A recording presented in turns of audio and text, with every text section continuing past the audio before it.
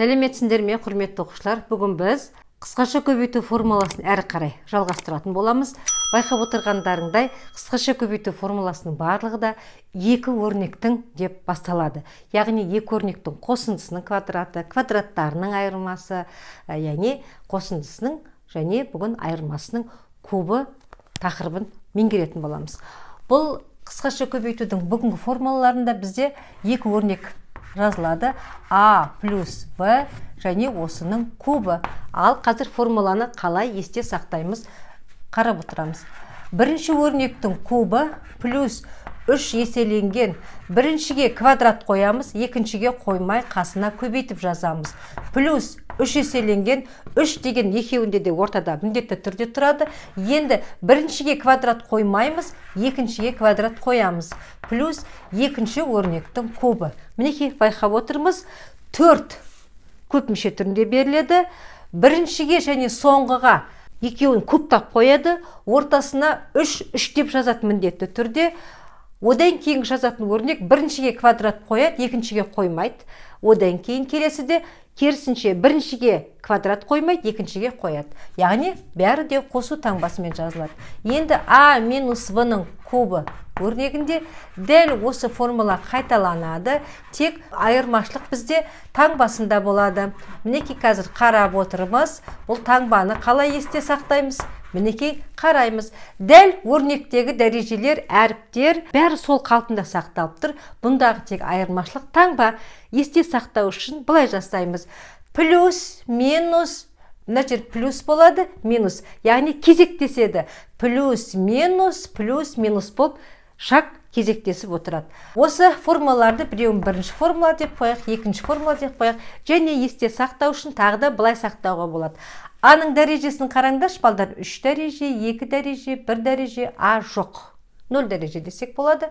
Ал В жоқ, В 1 дәреже, В 2 дәреже, В 3 дәреже. Демек, А-ның дәрежесі өсіп бара жатыр, В-ның дәрежесі кеміп келе жатыр дейміз. Мінекей, мына жерде А-ның дәрежесі бірте-бірте кеміп келе жатыр, ал В-ның дәрежесі неғып бара жатыр, өсіп бара жатыр. Қазір оқулығымыздағы 33-те 11-ші есептен бастап шығарайық. Бізде тапсырма қалай берілген? Көп мүше түрінде жазыңдар дейді. Қараймыз, мына формула бойынша жазамыз. Мынау қайсы формулаға келіп тұр? Екінші формула бойынша жазамыз. Демек, бірінші өрнек бізде А тұр, А квадрат тұр. Бірінші өрнектің кубы минус 3 еселенген. Бірінші өрнектің квадраты және екінші өрнектің өзі. Плюс 3 бірінші өрнекке өзін жазамыз, ал екінші өрнекті квадраттаймыз. Минус екінші өрнектің кубы.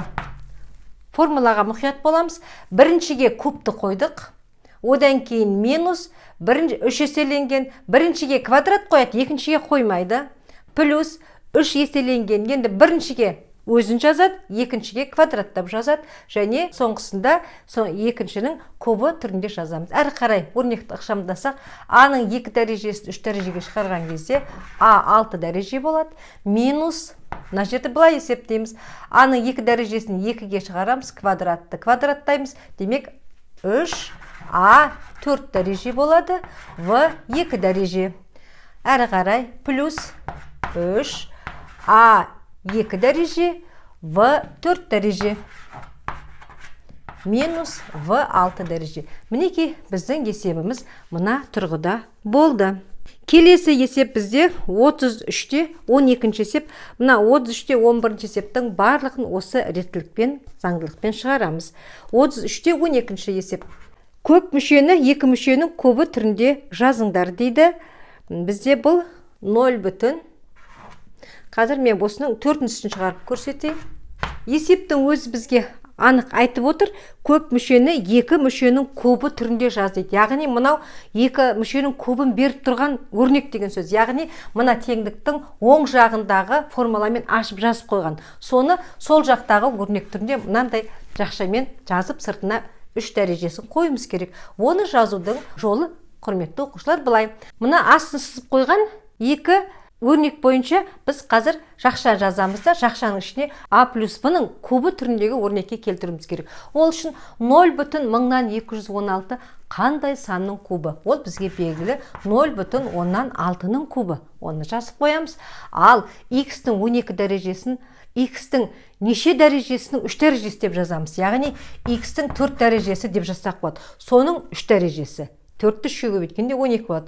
Ары қарай мына ортадағыларға тиіспейміз. Енді ол бізге формуланы ашқаннан кейін шығып тұрған өрнек. Соңғы өрнекке қараймыз. 0,125 ол бізде 0,5-тің кубы.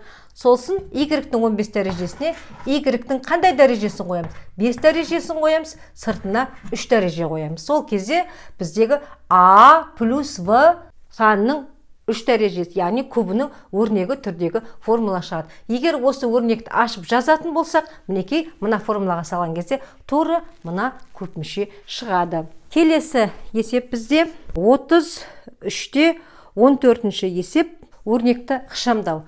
Мінекей алдыменен мына жақшадағы өрнектерді қысқаша көбейту формуласы бойынша өткен ашамыз.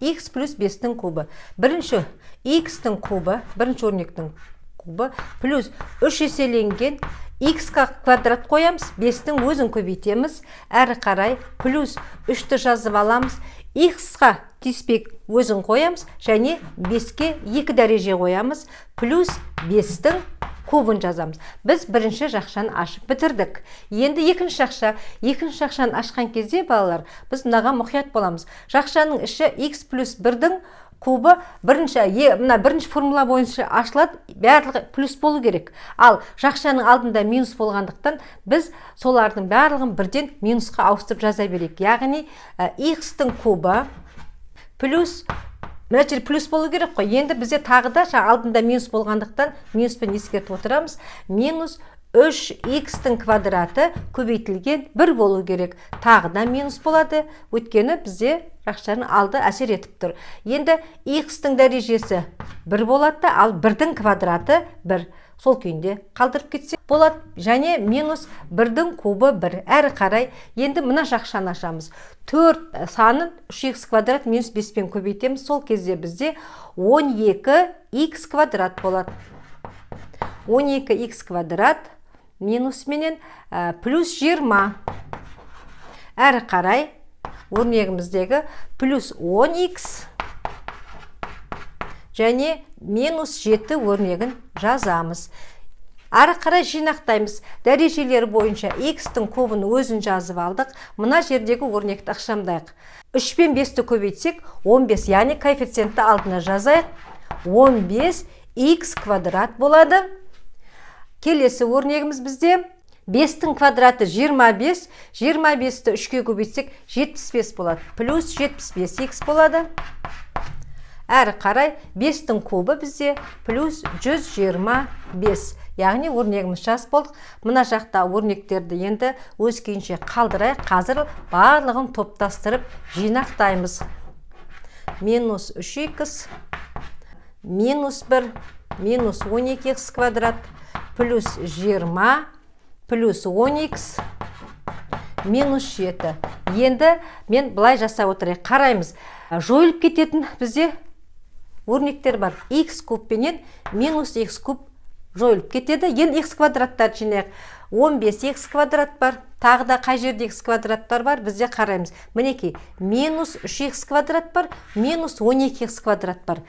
Минус 3x квадрат пен минус 12x квадрат минус 15x квадратты береді. Мына жақта плюс 15x квадрат. Сондықтан бұлар да осы жойылып кетеді екен. Квадраттар, x квадраттар тағы да жойылып кетеді. Енді ұқсас мүшелерден қандай x-тар қалды?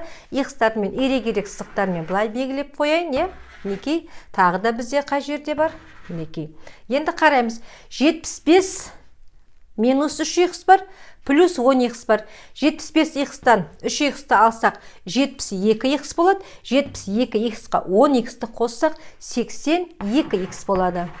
Енді бос мүшелерді қараймыз. Бос мүшелер бізде 125, 20 бар мына жақта, және 7 бар. 125-ке 20-ны қоссақ 145 болады.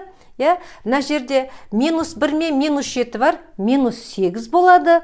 Сонда бізде 145-тен 8-ді азайтқанда 137 болады.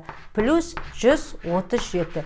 Мінекей біздің мына есебіміз ықшамдалған түрде 82х плюс 137 өрнегімен жинақталды.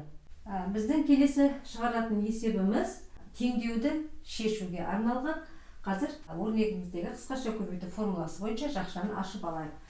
Х куб плюс 3 еселенген х квадрат көбейтілген 2 плюс 3 еселенген х 2-нің квадраты плюс 2-нің кубы. Бірінші жақшаны біз формуламен аштық.